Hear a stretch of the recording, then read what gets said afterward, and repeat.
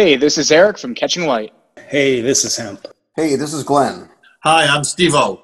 Hey, this is Drew Hines with Hindsight Imagery. This is Matt Callahan at Digimatty Photographic Services. Hey, this is Jason, and welcome to Tales from the Pit.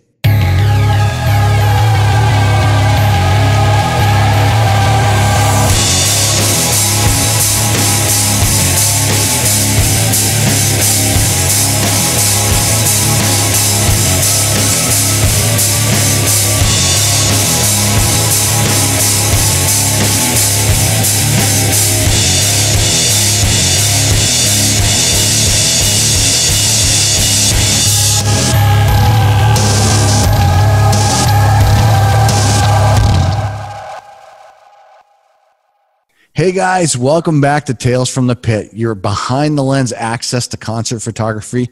We're excited to have our buddy Justin Press back again for another episode talking about his awesome photos. So thank you very much for Justin. Welcome back. This is just one of those shots from the soundboard. I was in London and they were playing the O2 Brixton, which is a large, like a 5,000 seat theater. And we're always, we always worry about, like, as bands get older, who's going to headline anymore? Who's going to be the next Iron Maiden? They are, without a doubt. Oh yeah. I mean, you kind of go, well, it's metal. I'm like, well, Amon Amarth is metal because look at this setup. You've got these Viking inflatables. You've got a drum riser with the Viking helmet, and then the backdrop and the flames, and the songs are all these beer hall kind of chanting, metal songs, singing about Vikings and drinking mead, and the audience basically is singing along to every riff and everything. Is just one of those shots where I just had my little Ricoh again with me because it's a great little travel camera. Just took a shot and I came up with this. I was like, with the way that the spots and everything are working, and that's the only time I ever got cute with color and took out everything and just left the yellows in, because I wanted to really kind of just enhance those flames. And I thought, well, if I'm going to mess with the shot, I'll let it be this. Obviously, you're going to get some overhead lights where you're going to create a yellow, some yellow shots in the crowd, which is fine because it breaks it up a little bit. But again, it's one of the shots I was like, I just wanted this to explain metal. Big speaker stacks and just flames and just every big stupid thing we love about this genre. Yeah, that's cool. I like the yellow. I think that looks really neat. Yeah, it's interesting. So that was just a quick story behind it. But that's London. I mean, typical big, heavy crowd, big metal crowd, obviously. With a city that big, you're going to be able to, they could have played seriously Wembley. Wow. I always like those shots of the crowd coming right in from the soundboard. That it never gets old. It's like Village of the Damned, Yeah. Like all these zombies watching the stage.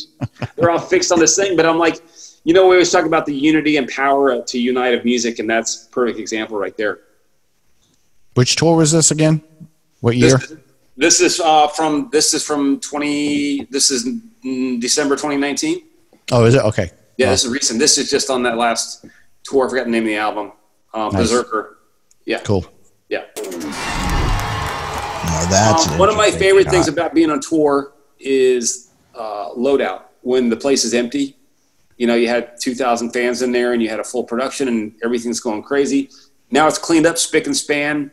Everyone's on the bus waiting to leave for the next venue. It's probably like 3 a.m. in the morning. The door's still open. Unfortunately, the haze was still lingering. I like to think of it as spirits, actually, because it's an old empty hall. I can't remember where this was. Pennsylvania maybe or something. Really old hall. Hell, look, I mean, they're so old. They have the actual venue seats start at halfway up the thing. All the rest, you've got all the fill-in seats right here stacked, the first 10 rows stacked. But you've got the one, like the old classic stage move where they put the one single light bulb on the stage at the front of the stage there, and that's on that stem right there. You can see that right there. It's kind of obviously not very sharp. But I just love the feeling of it because it's so quiet. It's haunting. Obviously, I like to think that there, something that it's like an 80-year-old building. I would think that something had gone on there nefarious at some point. I like the stillness of it all. It just kind of gives you that. Exactly. Like, what just happened here?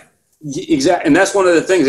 I thought it was a nice, it was just a nice combination of the building getting a chance to kind of a sigh of relief that they got through the evening. Right. You could feel the thing kind of breathing quietly, like, oh, God, It's over.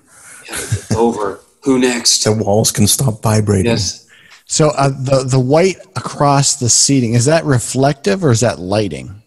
Where are we looking? Oh, at the panels right there. Yes, correct. Yeah, no, those are actually lit panels. It's Oh, wow. light. Yeah. That's really cool. That is cool. Yeah, because quite honestly, they didn't have any other lights. The overhead, there's no overhead lights other than a few stage lights. So basically, they were having to clean this thing in half dark. Wow. Yeah. And what year was this? This is 2019. 2019. Okay, cool. Yeah, Awesome. so, yeah, this is Beautiful. pretty recent. Yeah, so just one of those things. I love quiet holes. I love going into old arenas before seating has started, or just old. There was an old in Fort Worth where I lived. There's an arena there. They're getting ready to implode, and I love the fact that they had set seats up for something. It wasn't gonna be a concert. It was gonna be a conference. But I took a photo. It looked like it looked like it was gonna be a show later. I just love the stories and the history of what's gone on there prior. Yeah. So And this cool. is just one of the shots where, like, man, we're one of 5,000 shows that have been through this room and the history of it. Which artist was this for? This is right in this moment, yeah. Oh, was it? Okay. Yeah. Awesome. This is what the first digital camera I got. That I used to use. There's a Canon 40D. The old 10.4 megapic. And I think I over lens and I had a 135 f2. But he just happened to play. I was the only photographer for some reason in the pit. Surprised the hell out of me. And this was for the British Steel tour. And it was one of the shots where I was like, Halfer's looking right at me right now. Holy shit. Yeah, I can see that. 17-year-old who used to rock Screaming for Vengeance in the parking lot is freaking out. I got to get the shot before he turns elsewhere. Before he kills me. Before he kills me with that razor blade. This is one of the shots you're like, man, it's just, you got Scott in the back there really, all blurred out, but you know what he's doing. But it's just one of the shots just like, we were still learning the technology for these cameras at that point. They were still sort of new to everything. I mean, I knew Nikon at this point probably had the 700, the D700. So Canon, that was a full frame. So actually, I don't even know what they had at that point to kind of match what Canon was doing here. This is right before the advent of the Mark D1, the 5D, the 5D1. So they were still in the APS-C sensor. Wow. So it's one of the shots. It's like, you know what? It's a great shot for me just because it captures everything I loved growing up to that point. Like, to have a chance to shoot your heroes, it's always so fascinating. Because at that point you're trying to be somewhat professional, but inside you're like losing your fucking mind. And you're like, hey, I'm glad I got the shot. And it ended up being something that I turned on. A lot of my friends always loved the shot, because we all grew up loving Priest. So it's just one of those things like, you got that shot. The clarity on that is really good for, would you say 10.4? Yeah, it was that Canon, that 40D was like a 10.4 megapic. Wow. And then, I mean, the lens, that 135 f2 is pretty damn sharp for Canon even to this day, but it was one of those things where the lens is just way too much for that camera. I would have been better off with maybe just a 28 to 70 or something. Yeah, it looks like you're right on top of them.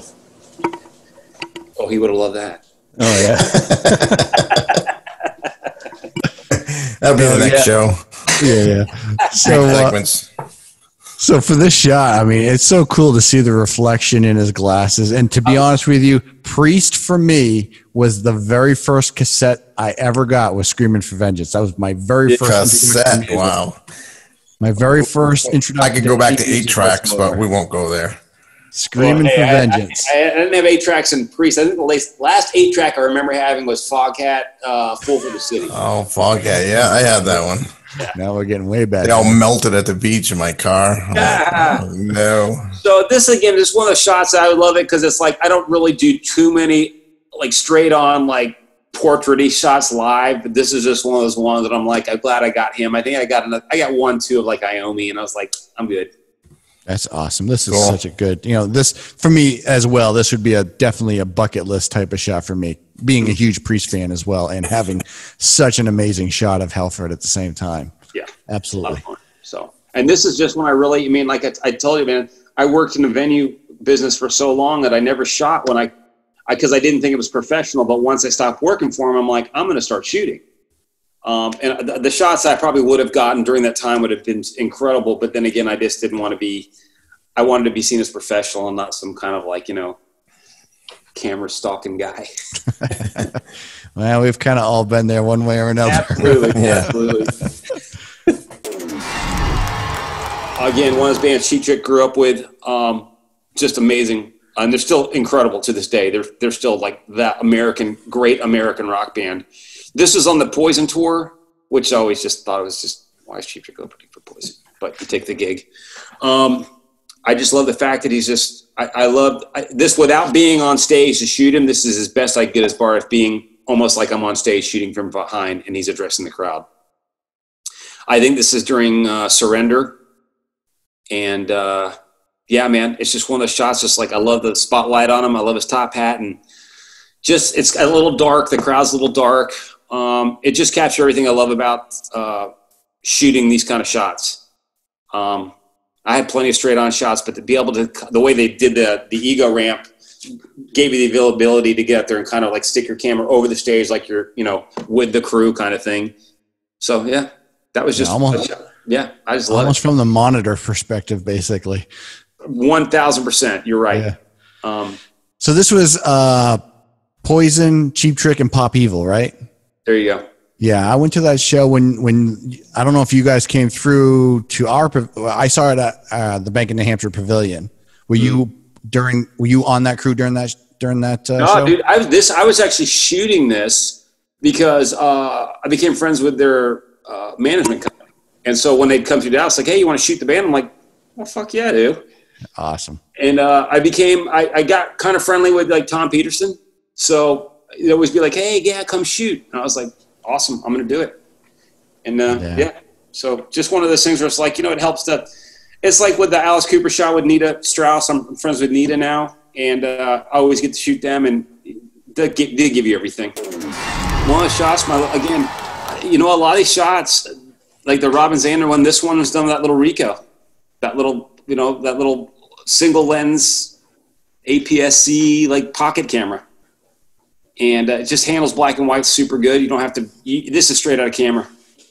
And, you know, Nita learned a lot from Alice on how to basically be a rock star. You know, she was always great with the Iron Maidens and doing her own thing, but when she got with him, she learned how to become a performer.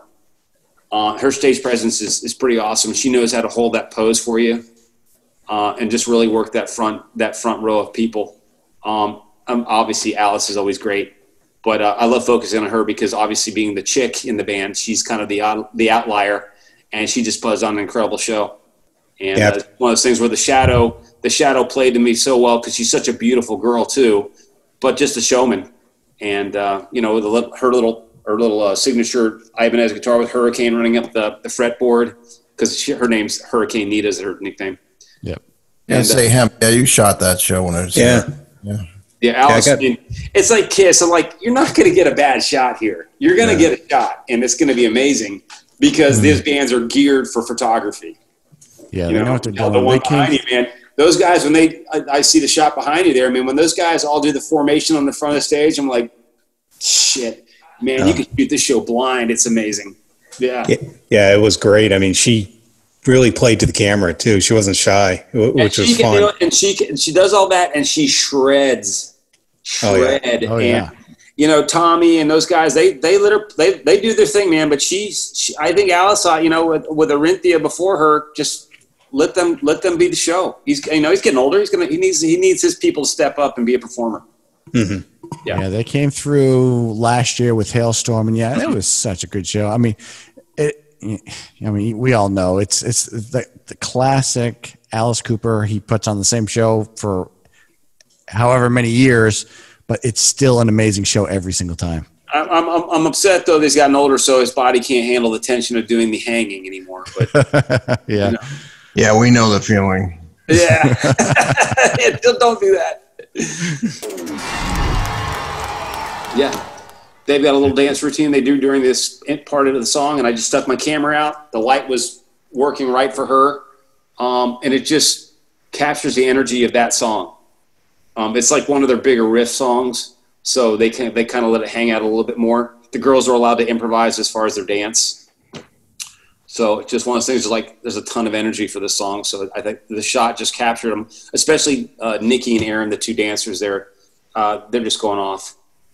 So I like it. You can't even see their faces, but it still shows a lot. I mean, absolutely. Yeah. Well, the thing is, and that's the thing, because their faces are these really intricate wolf masks, which are really cool. But I'm like, well, if I could get them to turn around their head while they're doing this, that'd be stellar. But I took what I was given.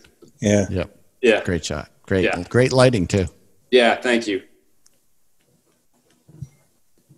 Obviously, the end of the show, walking down, leaving the stage. I like that a lot. Yeah. That's really cool. Yeah, because you've got behind her, you got Samson, her bodyguard, and then Gala, who's her assistant. But just Maria going down the way that the light filters through her skirt. Mm-hmm. I know at this point she's probably exhausted and beat and just wants to get back to the bus and eat. But it's one of those shots where you're like, man, it's the end of the show.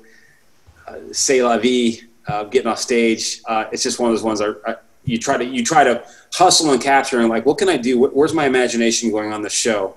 What shots can I get that haven't been touched upon just yet? And the backlighting is amazing too. That's kind of cool. Backlight, yeah. And I didn't even need Samson's flashlight to create any kind of effect or anything. It would just happen to be the light that's above that stairwell. When you're on the road within this moment, what size crew do they have? We had about 14. So basically, you got tour manager, stage manager, production manager, carpenter, lighting, fog, a tech, and then the band, dancers, and then security and photographer. So you're looking like 15, 16 people, 17 maybe. How many buses is that? Two, and then a semi. Nice. Yeah, and the buses both have trailers. What's the bus like? What's the bus life like when you're all squished into a bus? If you've got the back lounge, like I only speak for the bus I was on with Maria, so she has the back lounge, back bedroom. It's super nice. Obviously they extend out. We all got the Hollywood buses these days.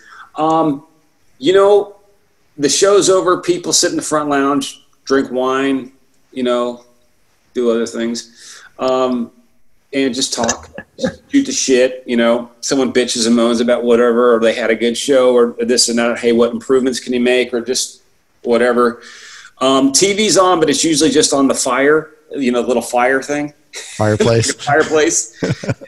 Create a certain ambiance. Do you have any pictures of inside the buses? That would be kind of cool to see. I don't know with you now, but not that's something you know. don't But do? I probably have one or two. It's funny because we used to do these meet and greets for her, and we'd bring them on the bus, and that was a big deal for a lot of people. Oh wow! And I'm like, God, it's in my living room. What's the big deal? But then when you crawl into your little bunk, and you're like, it's tight, especially for bigger guys. It's super tight. But you sleep really well, believe it or not. The buses are so shocked, they're so floating these days that you can't feel when they're really going, and it puts you to sleep pretty quickly. Plus, we all discovered CBD gummies on this trip, and they were really good at knocking us out. So yeah, I always got up in the morning before anyone, especially if we still had. I love getting up at a point where we're still like an hour out from our venue, because I would just get up, drink coffee, and just watch the countryside go by, quiet up there. And basically, seriously, we get to the venue and you hear radio check, and people would seriously come out of their bunks in the same clothes they've been wearing for 2 or 3 days, throw on their tennis shoes, grab their radio, and they're to work. Wow. And man, there's no like beautifying. They might brush their teeth if we're lucky. No shitting on the bus. They all wake up grumpy like Steve. They used to get a cup of coffee. Sometimes they're all rays of sunshine, believe you me. And super nice, but it's the morning time, and we're all like, if we don't have coffee in us, we're all a little grumpy. But man, they just wake up so they didn't know, hey, I've got a 15-hour day ahead of me, and I got to get to it. And because at that point, you got to put on the fact that you're going to be dealing with like local PD, venue management, stagehands, union guys. You just got this whole bunch of people that you've never met in your life, and you've got to get them going. and I need this, and this. Figuring out the logistics of parking is always a lot of fun, especially when you have an older theater, which they're always built in the heart of the city on the street. You know, when you guys played the State Theater here in Portland, yeah, exactly. They're not like where they're, you know, we're cozily set off to, like House of Blues in Myrtle Beach is perfect because they're separate building. They've got a huge parking lot, a huge black back area, so you can pull your buses up there and, you know, pull into the dock, unload your stuff, have that truck pull out. It's just really quick and simple.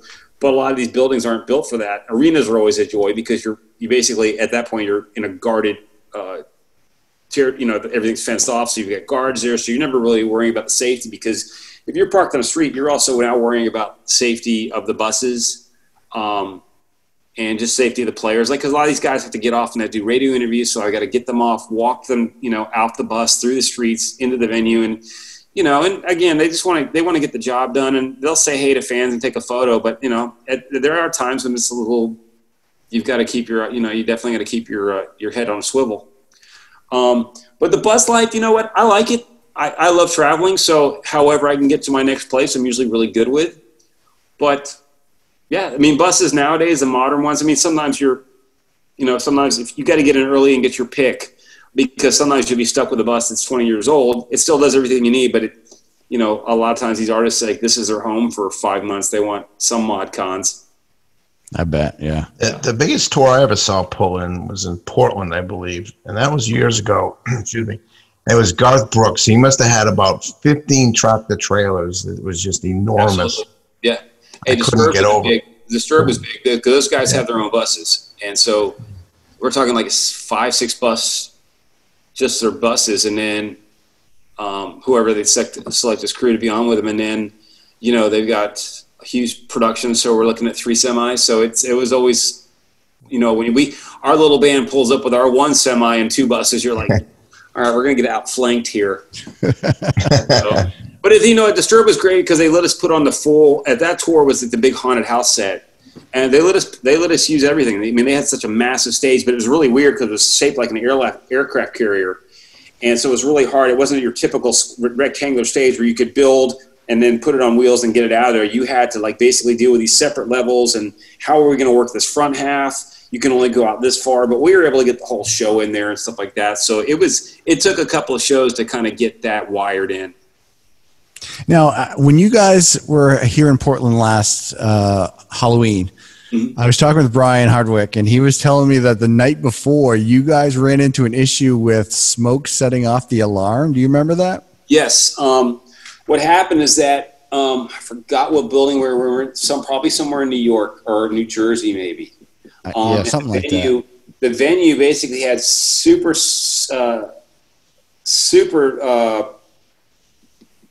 sensitive sprinkler system or something? Systems and like basically our fog was set stuff off.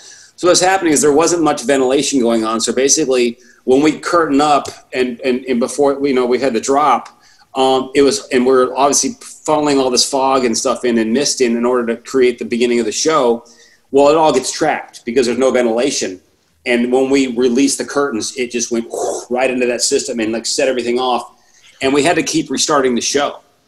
And it got to a point then where like we were basically all sitting in the middle of the stage and Maria's talking, like people are kind of giving her hell. She's like, hey, I'm from fucking New York too. I can talk shit. And it just got like, it became, to me, it was like it was like one of those shows like, we're only going to get 4 or 5 songs out of this because quite honestly, there's everything, we have to do songs that don't require all this production as far as like, haze and stuff like that. So they were able to knock out some form of thing.